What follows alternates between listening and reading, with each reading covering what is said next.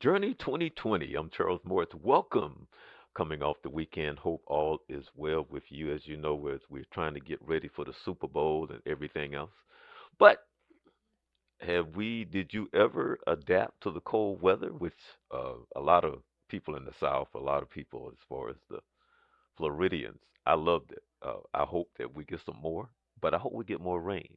Why? Well, people who know me know that I love to fish. And so when it rains, the fish bite. So I try to fish as much as possible, and we need some more rain. Not that I'm trying to be selfish, but we need some more rain. And I love the cold weather. I loved it. I love. By the way, for people who don't know, I actually went to school up north. I actually spent some time in Maine. I went to school in Boston. Spent a lot of time in New Jersey and New York, and for about 12 years in a row, yeah, at least 12 years in a row.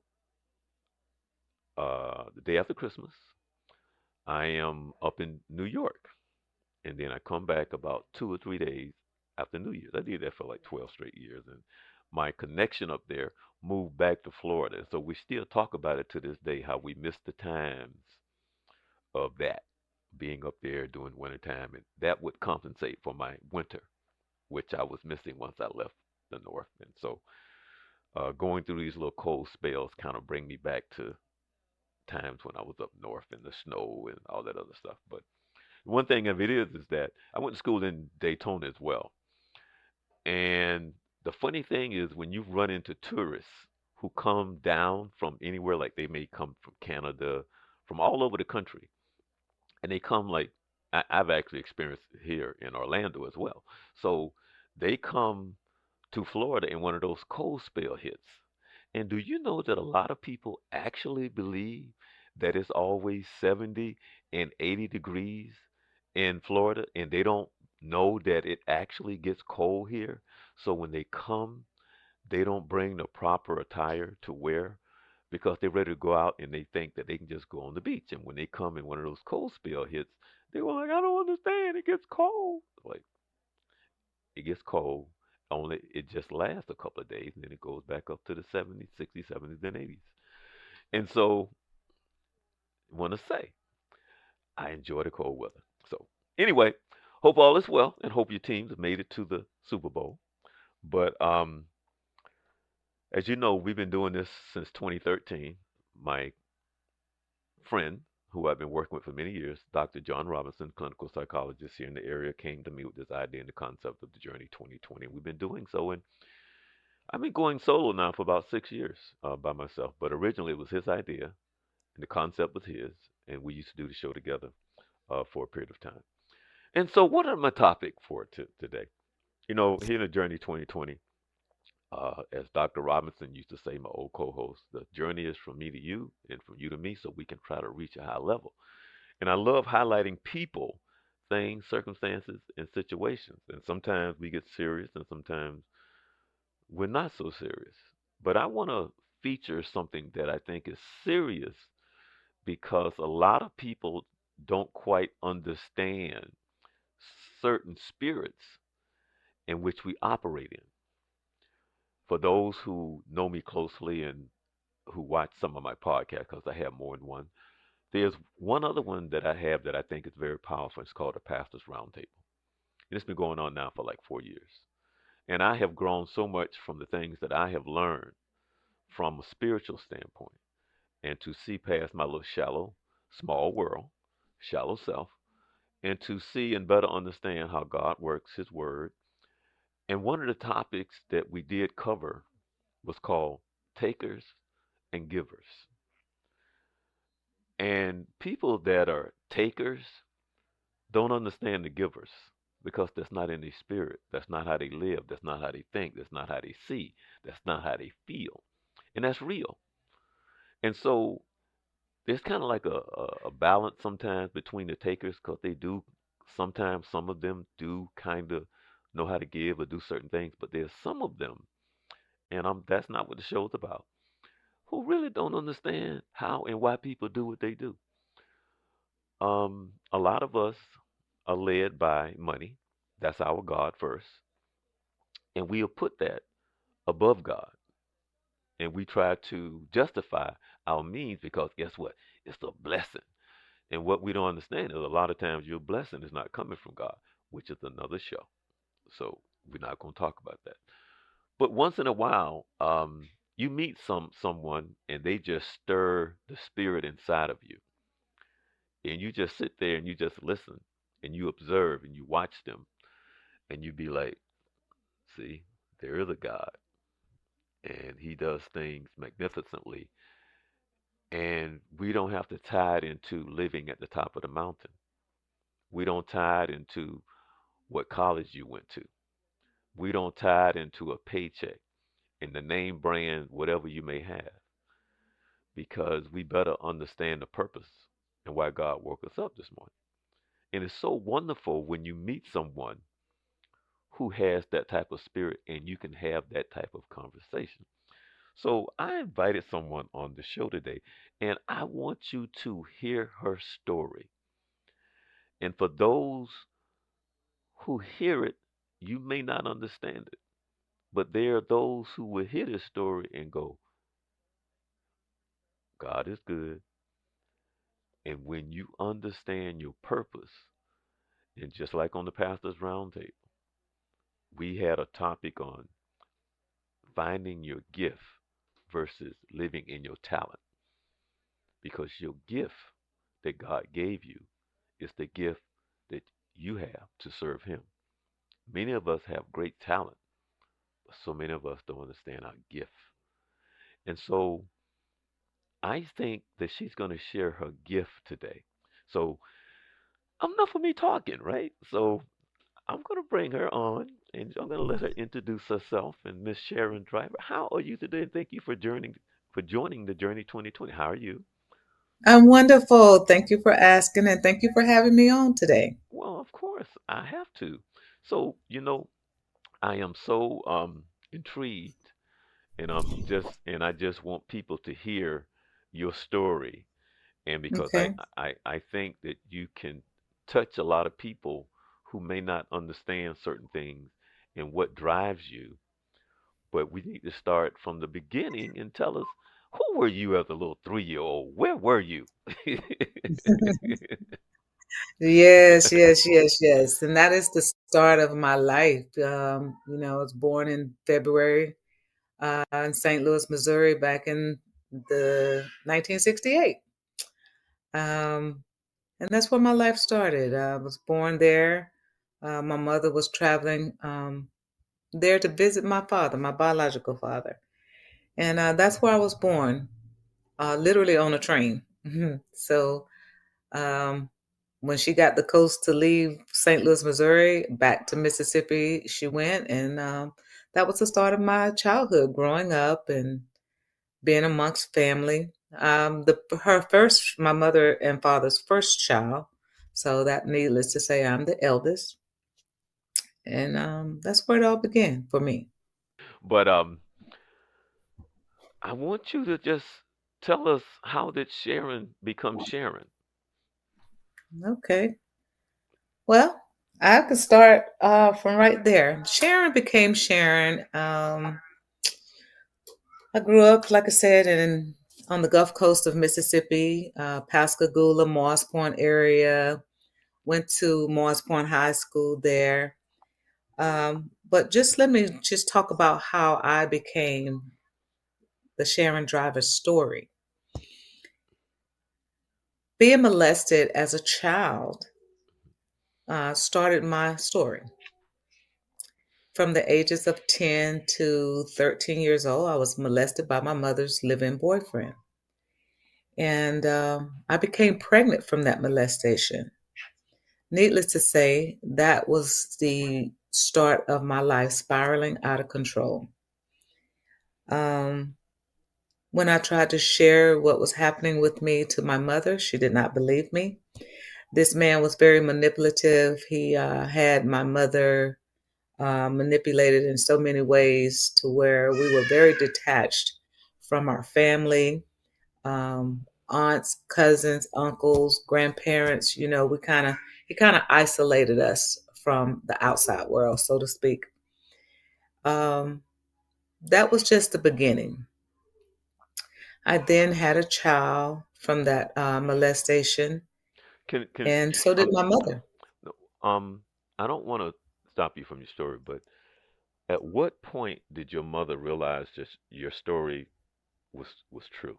When did when my she? Mhm. when my son was born. But hold on, wait a minute. But well, she knew you was pregnant, but she didn't think you was pregnant from him. Is that what it was? That's correct. That's correct. He had an entire story made up. Yeah, he had a fictitious name, a fictitious person, period. He had an entire story. He painted this picture like I was a fast, hot tail girl, I shouldn't be allowed to go outside. I should be allowed to go to school, not have friends, not be around the family, because he knew that I would tell, that I would share what was going on with me. And even when I told my mom, he'd already had a story um, fabricated in her head that, it wouldn't be true. And I started running away from home. How did? Every time they would catch me, Hmm. the courts would send me right back. And finally, one time, I ran away and I made sure I didn't come back this time. I made it to my grandparents. What was your mother' response when she finally realized that he was the father? How did she respond?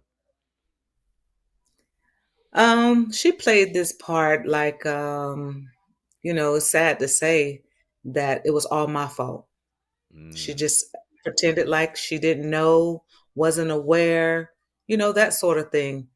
And I think that was that was the gut wrenching childhood experience. It, Here it, I it, am, a child myself. right. And then the thing of it is, um, I don't, I don't know your mom, but Hmm. I've heard those stories. Um, and it's Many funny, times right, before. right. But it's like now I need my old co-host, Dr. Robinson, the clinical psychologist, that can break that thing down. And it's like now it's like, oh, Dr. Robinson, like what like, but whatever that is in the mindset and how we see ourselves and how we try to validate ourselves through others, because that's what we try to Hmm. do, whether or not, well, I try to validate myself through a man, or there's sometimes men who try to validate themselves through women, or the lack of maturity. There seems to be a lack of maturity or a mental, emotional I development. would say this, that Okay. molestation scarred me very traumatically for a very, very, very long Yeah, time in my yeah, life. but rightfully so. I mean, yeah, but I was just trying to. Let me see if I can see this. I can't put myself in your shoes, but I'm trying to. Hmm. And so as They're big shoes to fill. no, no, well, what I'm doing is I'm trying. Believe it or not, this is just my personality. I'm trying to vision my mother and who she is. I grew up with really four sisters, and I'm trying to visualize how my mother would have handled that. So that's Mm, I'm processing the whole thing and the stories that I've heard before. So that's all the yeah. stuff that's going through my mind and the dysfunction of it all. And even in, I mean, I even share something with you, because I'll get personal because I've had a cousin, and thank God that you're nothing like my cousin. Oh my God, thank God you're nothing like my cousin. My cousin claims that something like that happened to her. Okay. And I don't think her mother denied it. I just Hmm. think that she she the the mother didn't respond the way she wanted her to, Hmm. right? And to this Right. day, this woman is in her 70s and nothing has ever been good enough. And so she's extremely dysfunctional because she is what I would call a narcissist, and everything's Right. about her. Mm-hmm. And so I'm saying this stuff happens and it affects people in so many ways. But I'm Does. gonna, yeah, but I'm gonna let you finish telling the story because now we're gonna get off to something else. But I want you to go Okay. ahead and let us hear more about Sharon and her Well, story. it's a lot to share. It's a lot to share, but I will catch you up to this. When the smoke cleared and all everything was settling down and I done delivered and I delivered my son in August. Well, my mother delivered her son in December. So I said all that to say this. My son and my brother are brothers.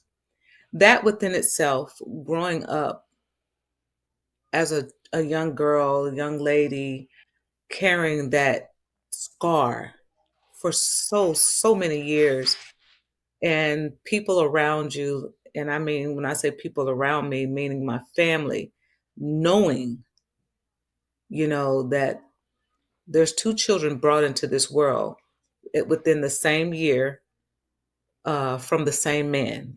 I mean, the father, the sons of the same man, by a mother and her daughter. Mm. Now, I Wow. want people to wrap their minds around that. And I carried that just in the depths of my soul for so many years until my son and my children became old enough to try to equate or put two and two together. Like, well, I know my dad, and you know, Sharina knows her dad, but who's Eric's father? You know? Right. And so that's when, they come to me and say, "Hey, we got some questions and we want you to tell us because we're not getting straight answers."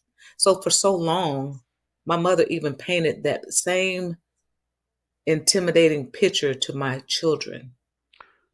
How did the two brothers get along? How was They how grew up together. right? So I was gonna ask how were they raised and how did they deal Hmm. with that? Especially Well, like being that especially my when son was, when you become teenagers. yeah, they That's grew up in the same house. Of wow. course, I was a child myself, having a child. So naturally, my mom stepped up to take care of my son because that was her first grandchild. And I was in and out of foster care, different things like that, foster homes. Just being an adolescent teen, very rebellious, had a lot of hatred, a lot of buildup because of what had happened to me. No one thought to get Sharon any help. Mm, And being rebellious, I was very angry with boys or men for a very long time. mm, And I sought love from all the wrong places, from all the wrong people. mhm, Because just like I said, mhm, being sexually molested or raped or any sexual trauma, it's devastating on the mind, the body, the spirit, everything. mhm, And so, growing up, I married young, uh, and just started having just dealing with tough times being in a relationship. mm, What I thought love should feel like wasn't love at all. What I thought getting attention from a man wasn't attention at all. And then I started becoming that servant, trying to people please, mm, just not being taught, not really knowing. mhm, But when I did discover what it was to love self, what it was to forgive, to release that stronghold over my life, then and only then did my life start to change. you got to help us understand that because that's a lot. Mhm. So It is a lot. you got to break that down to us. So I grew up epileptic. A lot of the trauma from that molestation, when I say had my life spiraling out of control, I developed epileptic seizures. Wow. Depression set in, so I became dependent on alcohol at a later period in life, probably in my early to late mid 40s. I turned to drugs, still dealing with more alcohol issues to cope, Mm. literally to cope with my childhood trauma. That followed me on into my adulthood, things that I thought I had control over. I didn't have no control over it all until I started to deal with what happened to me as a child. I had no grips on my life. I developed kleptonism. That's a disease where where you start stealing. And so from a child, I started stealing on my little walks when he would do his business with me in the morning time and then send me on my way to go to school. I started going into the little 7-Eleven stores and stealing candy. And I tell young girls that I mentor to today that that sickness of stealing grew into kleptonism because I became so good at it that became my way of providing, my way of living at one point in time in my life. And at one point, I couldn't even go in a store without taking something. I mean, I had it so bad that it started taking me in and out of jails. Everywhere, every state I ever lived in, it would take me in and out of a jail. That's Mm. how bad that sickness was. Can Kleptonism was can an I can I epidemic. can I ask you a question? Let me ask you a question. Sure, What was it like the first time you got arrested? Can you reflect on that? Do you remember the first time you got arrested? sure, yes. What was that like for you? Ah, the very first time for me, I think I didn't know what it was like to be in handcuffs, number one. But I felt a sense of loss, helplessness. I started asking myself, what am I going to do? Just all those type of questions start running through my head. But then when it became so easy to just bail out, hmm, wasn't so bad. Mm. A few hours sitting in jail.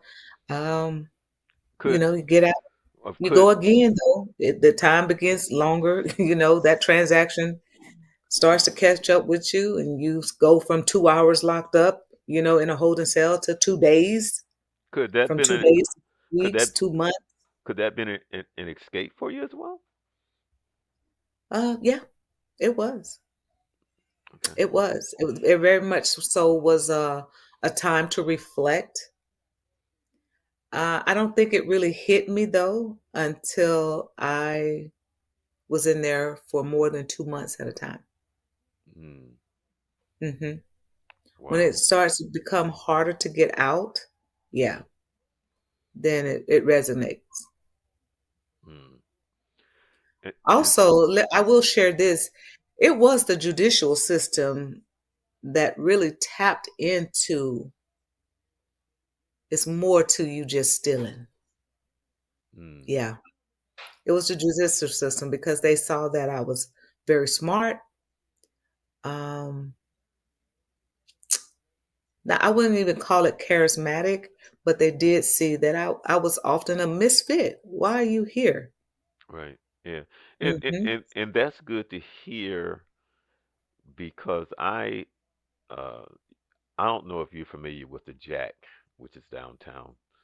Um, I have worked with them when I used to do my when I used to work for Orange County, and the hmm Jack is where they send juveniles. Um, and I featured all the different programs because it's amazing because they have a program that backs up a program that backs up a program that backs up a program that backs up a program. hmm So if this doesn't work, then this is in place. So if this doesn't work, then this is in place. So if this doesn't Right. work, this is in place. And you you kind of feel like, oh wow. But then when you look at the overall history of who we are in this country, because we don't deal with mental health that well. Well, we That's don't we hmm don't deal with it. No, we don't do a good job of it at all whatsoever. I had crazy PTSD, bipolar, depression. You talk about depression. I attempted suicide so many times as a child, um, young adult, Hmm.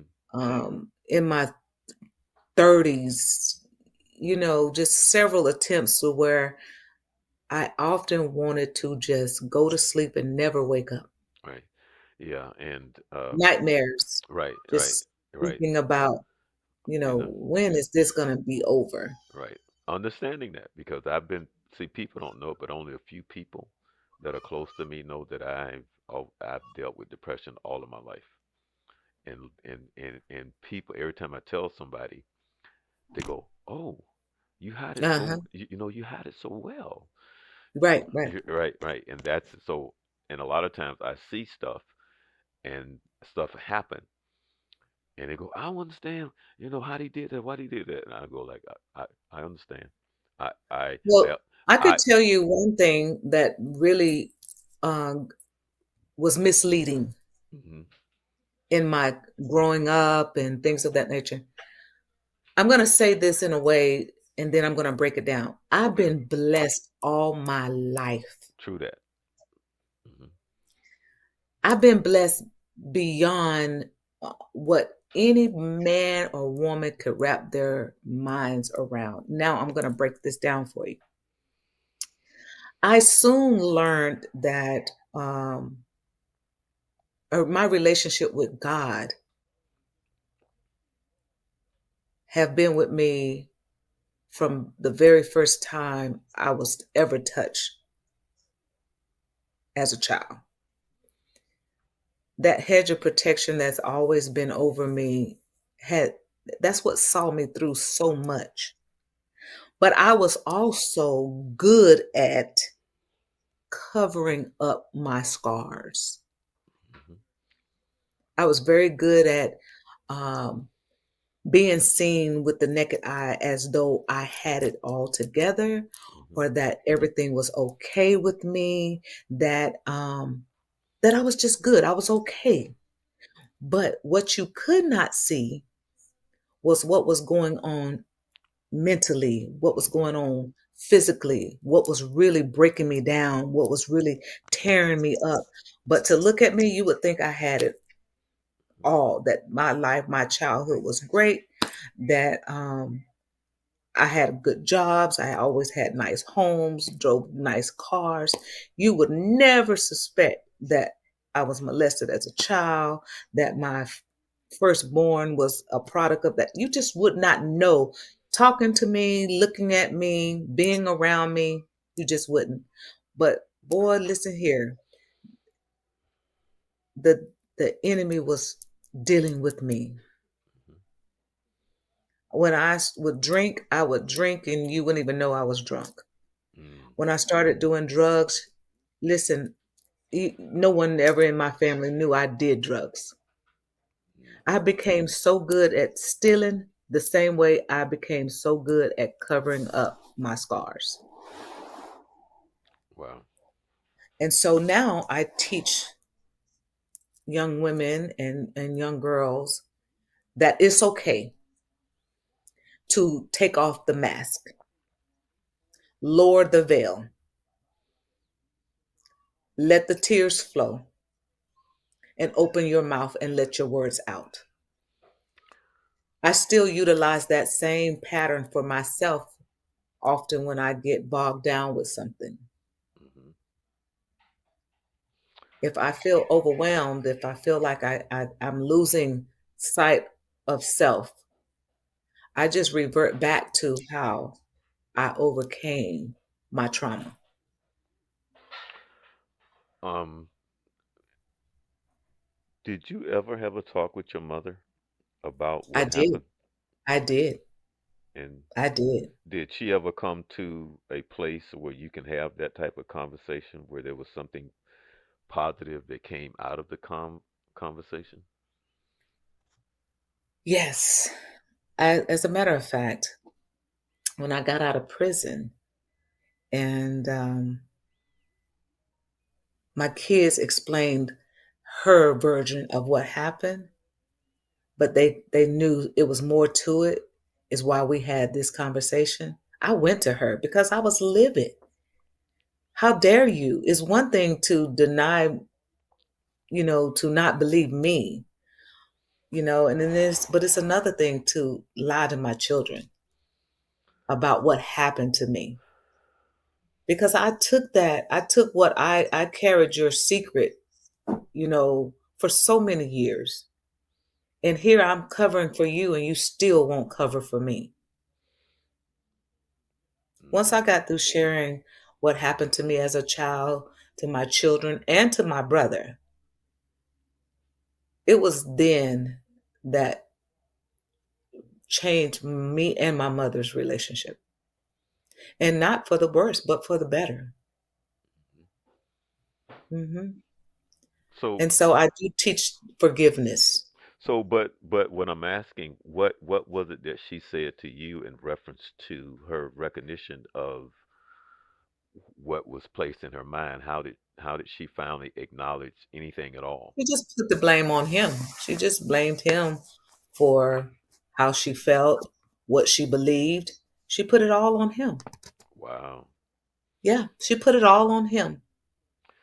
I'm going to ask you a question that you might not be able to answer, Okay. but what was the relationship like with her mother? She had an awesome mother, Mm, my grandmother. My grandmother. That woman was truly amazing. But it was her who believed me. It was my grandmother. mm-hmm, It was her who believed me the very first time I told her. She believed me and she protected me up until the day that I birthed my son. And I'll never forget her saying to me when she was next to me in the delivery room, holding my hand, helping me push. And I was 14 years old. mm, And as soon as he was born, she looked at him and she knew it was my mother's boyfriend's son. He was birthed into this world looking just like him. And so knew, and she said, "Baby girl, you did a great job." She said, "But I got to step out real quick for a minute." And she went and called the authorities. mm-hmm, She went and called the authorities. And soon after that, they came to the hospital. And shortly after that, he was arrested. And even in the midst of all of that, I'm just delivering and her calling the authorities. He knew he was at home trying to change his disguise, his appearance, so he could flee, mm-hmm. but he wasn't fast enough. So what eventually happened to him? He got time in prison. Yep, time in prison. And so I'm asking again, how did your mother respond to that? Well, you have to realize that my mother, at the time of all this going on, wasn't a Christian woman. She went to church, but her Oh yeah, life totally wasn't, right. I got you you. know, Yeah, yeah. conducive to the Right, way, right. to Oh, God's word. And so, but yeah, even now, she is a Christian woman, and I had to forgive her. mm-hmm. Pretty much, I just had to forgive her and him in order for me to start my healing process. Right. But for the longest, the blame was put on him. Mm-hmm. And she didn't want to face reality that she had made mistakes, but she now accepts the mistakes that she made in life, with what happened with me. Right. Something, It took a very long time, though. right. Something which has nothing to do with you, but I'll share this with you, which has nothing to do with you. I never will forget when my mother came, and it was funny because this has nothing to do with your conversation, but I'll always remember this. Uh, my siblings and I was in the dining room, and my mother was reflecting on her life, and she said, "I want to apologize." And we're all looking like what, you know? And she was apologizing because she felt like she had let us down. Now she told me separately a different conversation that I had with her. Um, because the funniest thing, because what had happened was my mother had given power to her aunt, and the power that how we grew up was through my aunt. And my aunt was kind of like old school and very southern lady who was just a very she stood 4'11", but you thought she may have been about 7'4" in her personality and how she ruled. She not only did she rule my mother in the sense of that, Oh, but she also ruled her sister. Okay, so my mother and hmm. her sister, my mother had 6 kids, and her sister had 15 kids. But she was the dominant factor in all of us, Oh, yeah. including her own siblings herself. Hmm. And so my mother was reflecting on the power she gave my aunt and how things may have been different if she had not given my aunt so much power. And that's really what that was about. And she was apologizing for that. I wish my mother hadn't given him all that type of power that he had over her. Right, And when I say right, he right. had the clinches in her. Hmm. He had her mentally, Right. disturbed and believing any and everything he had said. I recall one time I ran away from home, and my grandfather was like, when I had told them what was going on and what had happened to me, what I was, I feel like I'm pregnant. There's a baby growing inside of me. When they showed up to come and get me to take me back to that hell, my grandfather was like, she ain't going nowhere. We'll figure this out when this baby is born. But until then, you and him can get off my property. Mm.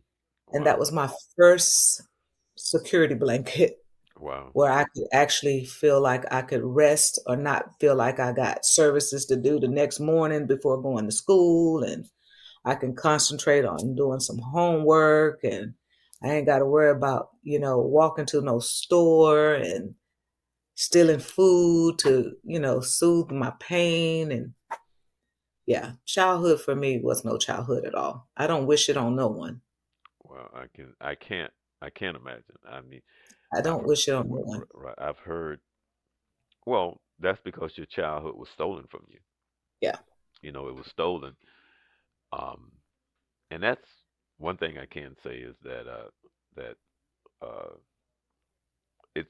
it's funny because, and I can say this, and I laugh about it now because when you grow up and then you start to experience life, and then you realize that you didn't know that your family and your life was so dysfunctional. Hmm. No, but I'm saying personally, for how you grew up, and you didn't even to this day, you'd be like, "Oh Lord, oh boy, we had some dysfunction in our family," but it was That's normal, right. and you don't realize how dysfunctional it is, you know. And back to my mom, you know, and one of the funniest things that she said, because my my aunt would put a switch or a belt to us for stuff that I probably would laugh at my child about because that's just how she was. And I don't call it abuse because I don't think my aunt was trying to abuse us. My aunt was just she was just ignorant in her ways. She had this Hmm. old southern, like she was just this old southern woman. And my siblings and we laugh about some of the stuff now because back then, because when we laugh, I mean, when we talk about it, you can't help but that. You know what? That ain't I nothing but had that aunt too. right. And so one of the things that my mother said, and my brother when we were standing there in the dining room, and my mother turned and said, "I am so happy I ain't beat my kids." And my brother and I looked at each other like, And I'm serious, to have that come out of her mouth, we were standing next to each other, and we turned around and we looked at each other, and we were like, what?" And then she went like, "Oh no, I'm so sorry," and she started crying. Like, "No, no, no, mama, it wasn't like that. No, mom, if we gotta be, it was because we deserve it. No, mom, but for whatever reason, my mom used to tear our butts up." About me being the oldest, I was abused a lot. My Right. mother, her husbands, abused me. I received the I received the brunt of beatings. I wouldn't call Mhm. them whoopings. Mhm. I received the brunt of beatings. You know, if my mother had a man in her life, and if he beat her, he beat me. If he beat Right. me, he beat her. Right. And so, I almost at some point in time in my life, I started fighting my mom's battles with her. Right. Right. Right. Right. And You then, know, right. Right. yeah. Actually, So actually, I learned it very early on, uh, looking for love in all the wrong places. right. Because as a child, I knew how to fight or to help my mother fight her husbands or her boyfriends or whoever it was at the time delivering the abuse. Um, as I got older, I set different standards for myself, things that I wouldn't tolerate that I saw my mother go through. And so it made me different.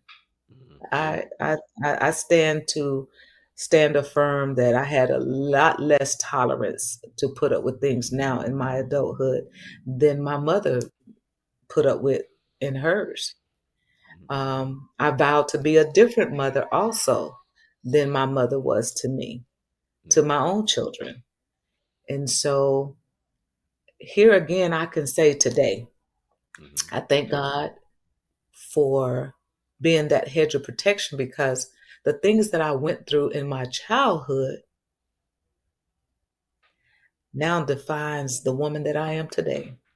Right. And then the thing And I of it, could, and I don't mean to cut you, but the thing of it is that what's so very important is understanding how you can help so many like you, yes. because that's the difference. Because when you go through such trauma, Hmm. when you can't see a light at the end of the tunnel, it makes a difference.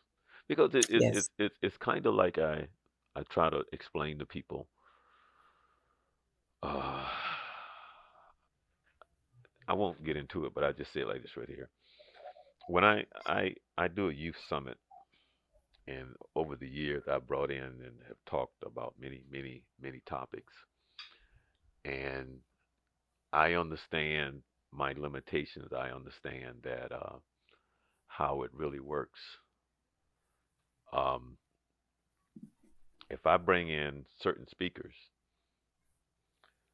I say I can't talk to those kids. I can't relate to them. They can't relate to me. So they're That's not right. going to listen to me, but they'll listen to this guy. Yes. Okay? This guy can relate to them. This guy can connect with them. And that's how it works.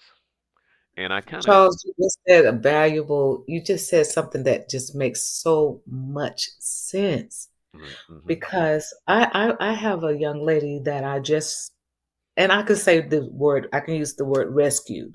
mm-hmm, I could say rescued. mm-hmm, She's a young girl, 27, 28 years old, mm-hmm, 3 children. mm-hmm. She don't know the father to any of them. Wow. Wow. She has been she has been used for sex trafficking. She has been raped. She's been molested. She has just been on her back probably for the past 7 or 8 years. Wow. She They have taken her and introduced her to drugs and alcohol to where she went from the simplest of a drug to the hardcore stuff. and went into rehab 8 months.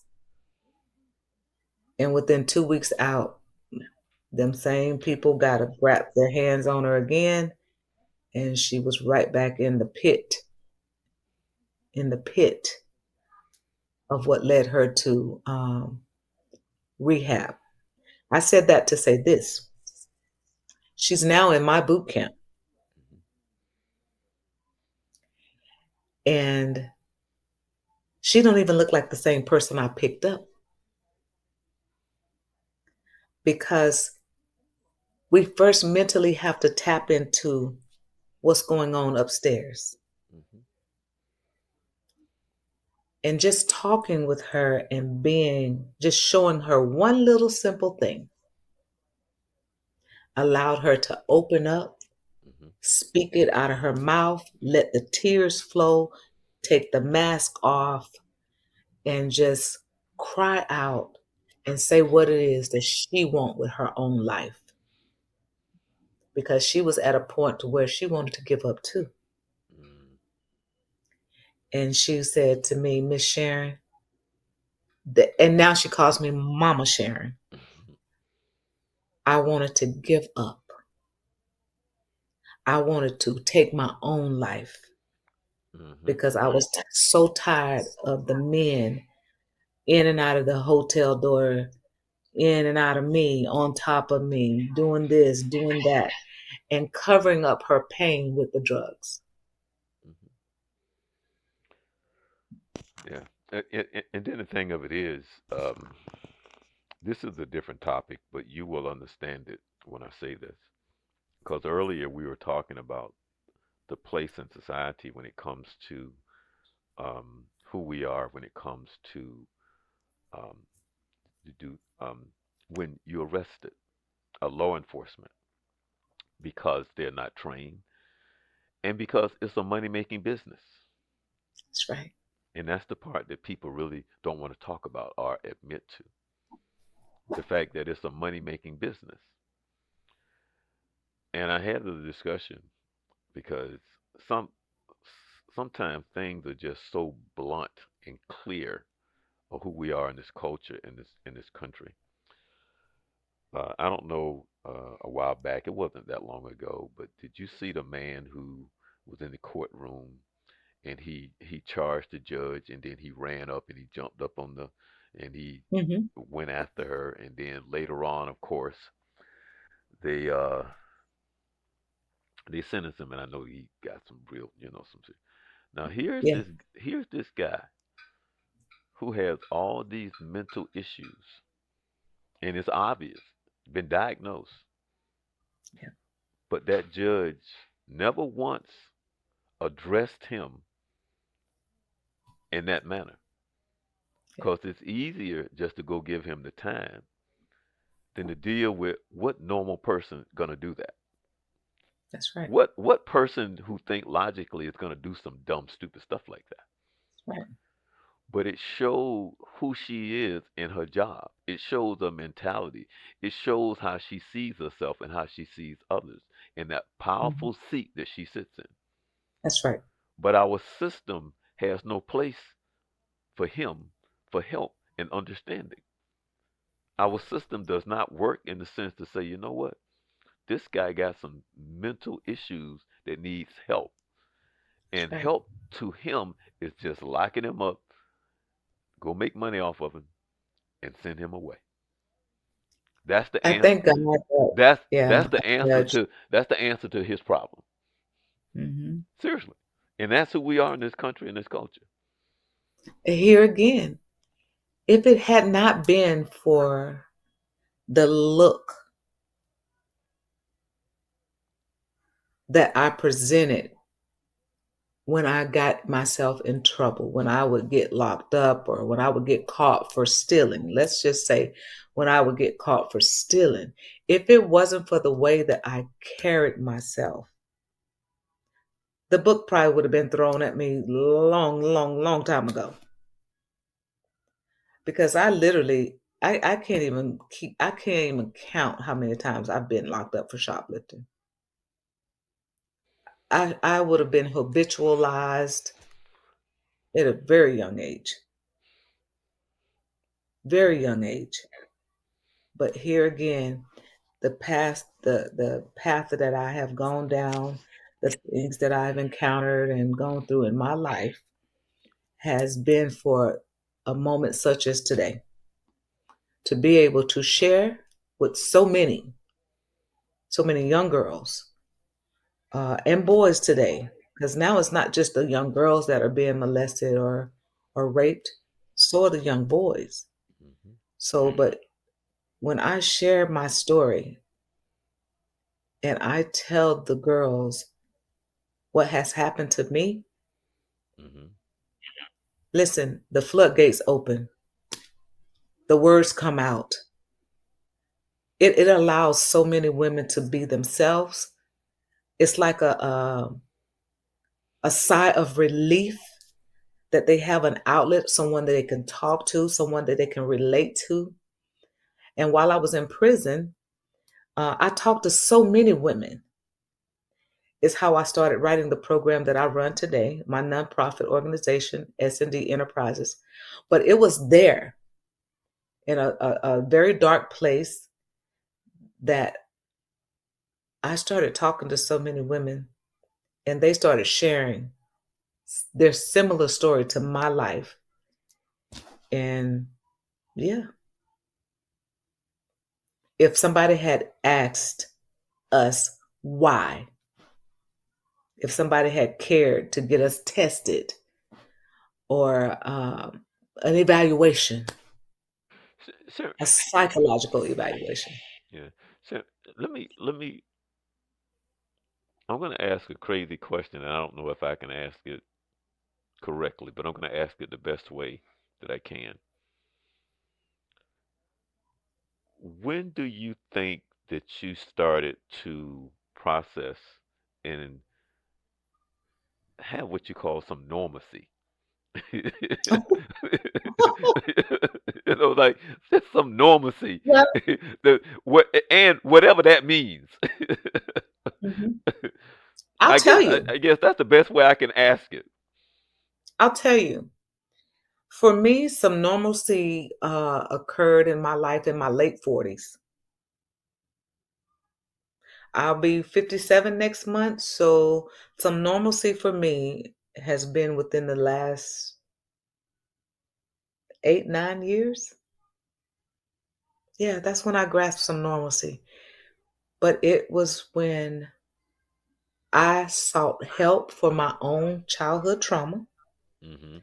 when I started talking and going to therapy, being able to express how I felt about it, being able to really say I forgive my mother and Levi. When I started saying I forgive and I re what's the word I'm looking for? Rekindled my relationship with Christ. Only then did I receive some form of normalcy in my life.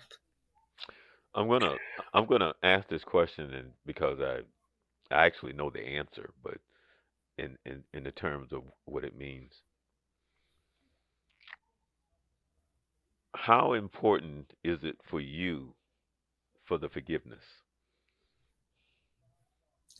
Very. Can you tell us why? I'll tell you why.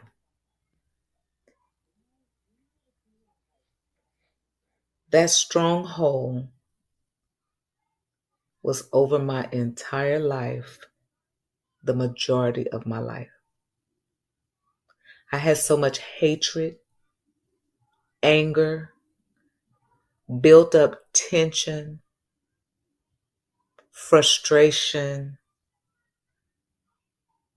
But until I opened my mouth and told my mother that I forgive her, until I told Levi that I forgave him, then and only then did I started emptying that garbage, that vomit, that foulness, that garbage out of my way of thinking, out of my system, out of my spirit.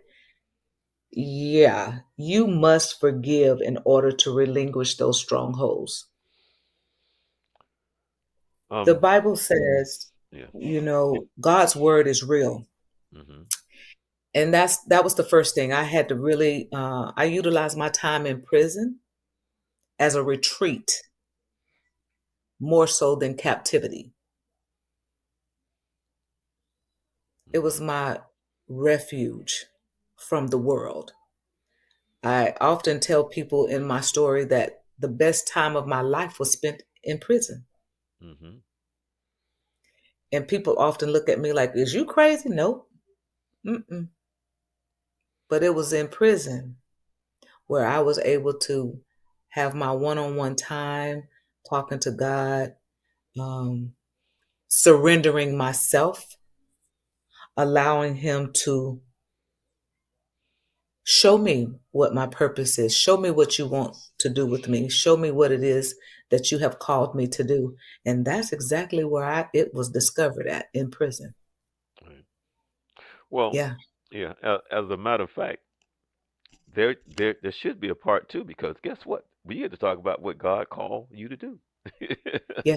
that'll It's be definitely gonna be a part two and three. that'll be part two. Yeah. That'll be part yeah. That'll be part two. Be happy to. And I listened to your story, and unfortunately, it's what you call it's not uncommon. That's right. It's not uncommon, uh, but as common as it is, your story is about coming up out of it because a lot of us don't. That's right. And in it, there's a testimony, Yes, it is. and there's a reason. There's a reason. And That's so right. now you get to do, as you will talk about it as in part two, what Hmm. you were called to To do. do. Hmm. And I understand that. And people who may not understand why God woke us up today, and what truly drives us, and who's the center of our life. And then the Hmm. thing of it is, I'm going to just switch something for a minute. The older I get, when you say stuff like this, when you can have a spiritual conversation, or when there's spirit in the room, it's different. When you can talk to somebody who knows who Christ is, or that's living a Christ-filled life, or Yes. if you talking to someone that you know and hear their testimony and how awesome it is, and for people who have no idea what you're talking about, or people who don't have a testimony and probably never will, Right. it's different It when is. you're able to have conversation with spiritual people. Hmm. It's different. And so there's conversations that I can have with you that you can't have with other people. That's right. Because they'll have no clue as to what you're talking about. Right. And then the thing of it is, honestly, and I've asked this question to some. I do this podcast called the Pastors Roundtable, and we talk about this. Um, and I'll just say this right here: as we talk and have this spiritual conversation, and people sometimes go back and forth on biblical readings and scriptures and stuff like that.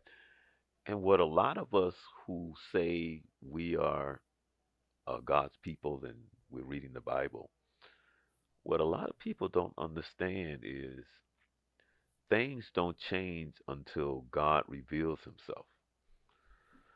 And that's when everything changes. That's right. My question that I always ask is like how he revealed himself to some and not others.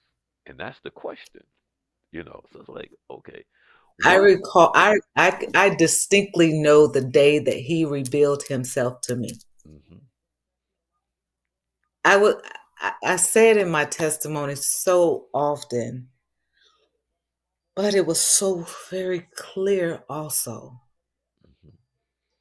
And even as a child growing up, growing up in the South, the old people used to say, "Oh, that child got an old soul," or "That child has an anointing on her life." I heard that coming up. Prophetess done spoke over me. "Oh, you're gonna do this and you're gonna do that."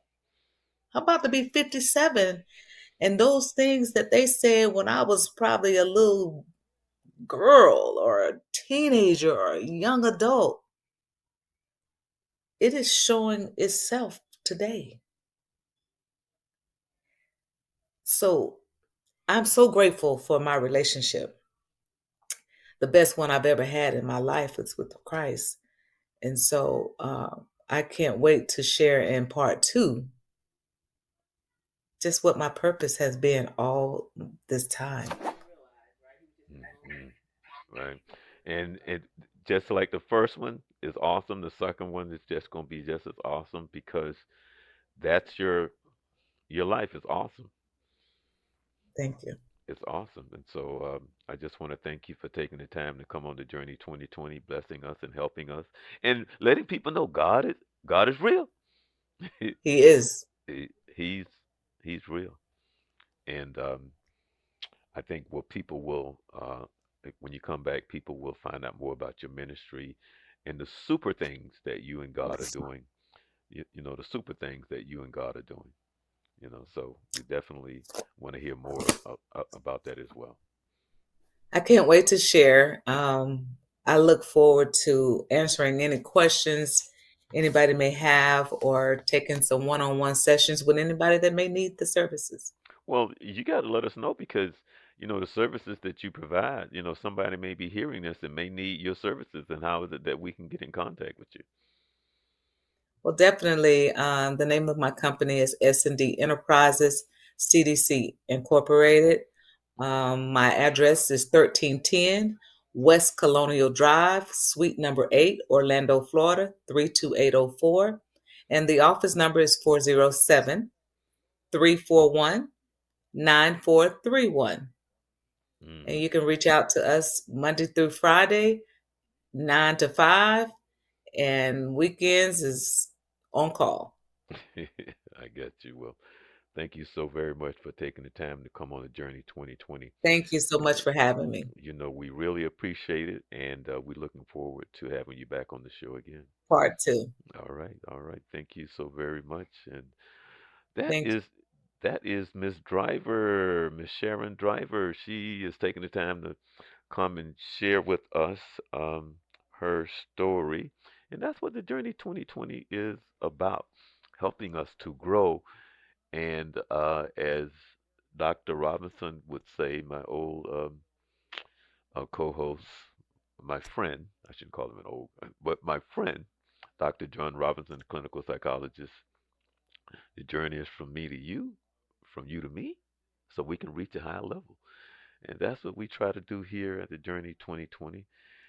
I'm Charles Morse, and we've been around since 2013 as we come to you every Monday at 7 p.m. For questions, comments, or concerns, you can always hit us up with an email. I got some shows coming to you for February where and and I think uh Sharon showed that um what I'm going to make part two is uh lifting people up in the sense of who we are. And so I think she would be very appropriate for February for Black People's uh, Month, so Black History Month. So I'm definitely going to have her back on for Black History Month. That'd be like 1968, right on. But anyway, we're gonna have her on as we celebrate Black History Month, and we lifting up our sister and all the hard work that she's doing and how she's changing lives and making a difference. And you've heard me say this on this show 1,000 times for the people that I've had on the show, and this is what I say: you're doing God's work when you're not changing people's lives, but you're changing generations, that's when you know you're doing God's work. When you're not changing people's lives, you're changing generations. That's when you know God is in it. And so we appreciate that. As they always say here, the Journey 2020, uh, faith comes by hearing, and hearing by the word of the Lord. And everybody enjoy the rest of the week and hope your team made it to the Super Bowl. All right. I hope and hoping for some cold weather to come back our way. Anyway, enjoy the rest of the week. You be blessed.